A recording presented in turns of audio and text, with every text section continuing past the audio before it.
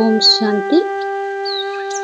പുരുഷാർത്ഥത്തിൻ്റെയും പ്രാരബ്ധത്തിൻ്റെയും കണക്ക് മനസ്സിലാക്കി തീവ്രഗതിയിൽ മുന്നോട്ടു പോകുന്ന ജ്ഞാനസമ്പന്ന ആത്മാവായി ഭവിക്കട്ടെ.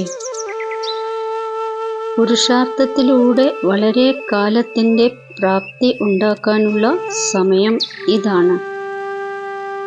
അതിനാൽ ജ്ഞാനസമ്പന്നരായി തീവ്രഗതിയിലൂടെ മുന്നോട്ട് പോയിക്കോളൂ. ഇതിൽ ഇങ്ങനെ ചിന്തിക്കരുത്, ഇന്നല്ലെങ്കിൽ നാളെ മാറിപ്പോകും.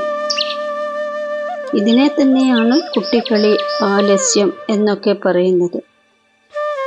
ഇതുവരെയും ബാപ്ദാദ സ്നേഹസാഗരനായി സർവസംബന്ധങ്ങളുടെ സ്നേഹത്തിൽ കുട്ടികളുടെ ആലസ്യവും സാധാരണ പുരുഷാർത്ഥം കാണുകയും കേൾക്കുകയും ചെയ്തിട്ടും എക്സ്ട്രാ സഹയോഗത്തിലൂടെ എക്സ്ട്രാ മാർക്സ് നൽകി മുന്നോട്ട് നയിച്ചുകൊണ്ടിരിക്കുകയാണ്.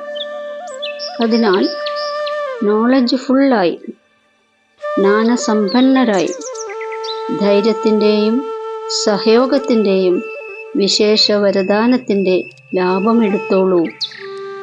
ഓം ശാന്തി.